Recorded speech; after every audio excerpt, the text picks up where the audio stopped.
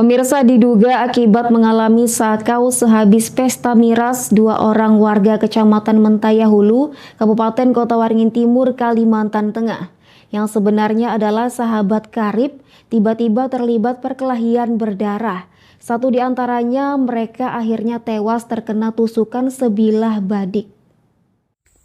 Kejadian ini mengakibatkan satu orang berinisial MN, 32 tahun, tewas di tempat kejadian akibat mengalami 4 luka tusuk dari senjata tajam jenis badik milik pelaku AD, 33 tahun.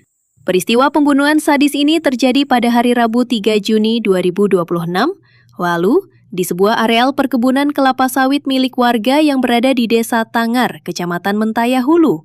Siang hari sebelum kejadian, korban MN dan AD dikabarkan tengah menggelar pesta arak dengan 3 orang teman mereka. Dalam kondisi mabuk, korban MN terlibat pertengkaran dengan salah seorang temannya yang lain, namun berhasil dilerai oleh pemilik warung. Korban MN lalu mengajak pelaku AD pergi dari warung menuju suatu tempat untuk membeli sabu.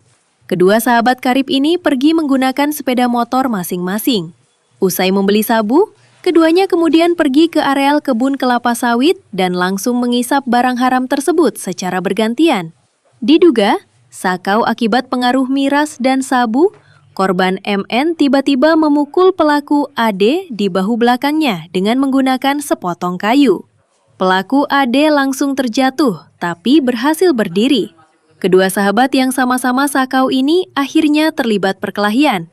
Pelaku AD berhasil menjatuhkan korban MN, kemudian AD mengambil pisau badik di pinggangnya hingga menusukkannya ke tubuh korban beberapa kali hingga tewas. Tahan, Pak. Sebanyak 4 kali mengenai dada. Berdasarkan pengakuan dari tersangka si Adi ini bahwa pada saat itu mereka menggunakan narkotika itu. Jadi mungkin itu nggak sadar, tetapi apakah yang terjadinya itu pada saat kelahi di warung itu kita kan nggak tahu karena si korban ini sudah meninggal. Sedangkan dalam perkara ini korban dulu yang memulai melakukan pertikaian itu. Jadi korban itu sudah meninggal sehingga kita tidak bisa minta keterangan, dan pada saat di TKP itu justru malah korban yang melakukan penyerangan pertama kali kepada si tersangka, si pelaku. Dan berdasarkan kita pelaku yaitu kemungkinan itu karena ketinggian melakukan narkoba itu, mengonsumsi sabu-sabu. Polisi yang mendapat informasi kasus pembunuhan ini kemudian langsung bergerak dan berhasil menangkap pelaku AD di rumahnya tanpa perlawanan. Akibat kejadian ini, pelaku dijerat pasal 458 ayat 1 KUHP dengan ancaman hukuman maksimal 15 tahun penjara. Dari Sampit, Kabupaten Kota Waringin Timur, Kalimantan Tengah, Normansyah Dayak TV melaporkan.